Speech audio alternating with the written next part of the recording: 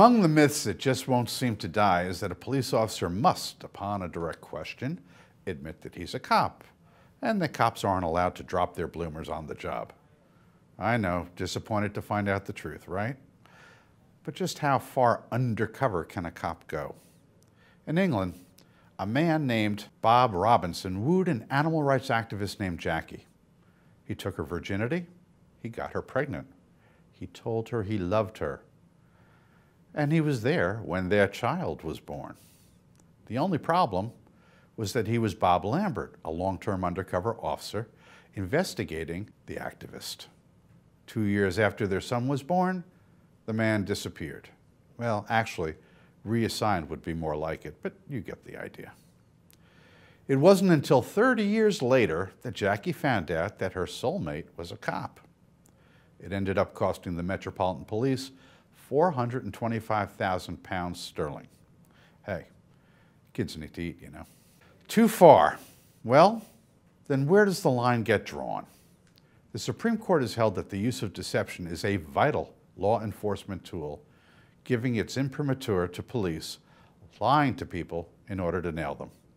Undercovers lie about being a drug seller or drug buyers, or people who want to rob drug sellers and buyers. We don't seem to have a problem with that. They claim to be internet repair folks to get into Vegas hotel rooms when they have no warrant to enter. Well, that gets a little stickier. But most of us can agree that fathering the child of a target in the name of public safety crosses the line. But why? The problem is that once we leap down the slippery slope of lying, where does it end? If it's a vital law enforcement tool, why not use it to the maximum? So the innocent get hurt. Happens all the time. They're lucky to get an apology. Is sex with someone wrong because it's a violation of their person? You bet it is. But nobody forced Jackie to hop into bed with Bob. And having a child, bringing a life into the world, is just way beyond anything we can imagine.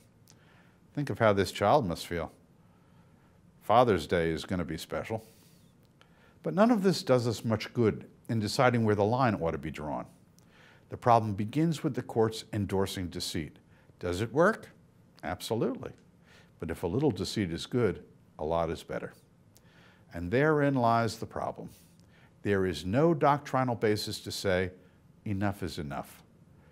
The I know it when I see it school of jurisprudence doesn't really help, as it offers no guidance as to how far a cop can go, and we're left to learn only after the fact that he's fathered some activist kid. As there's no easy line to be drawn where the lies have gone too far, the question is whether the effectiveness of lying cops is worth pushing the envelope to the point where the police have to pay child support.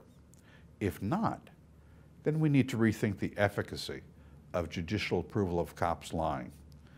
Frankly, the idea of cops telling the truth really doesn't strike me as such a bad thing.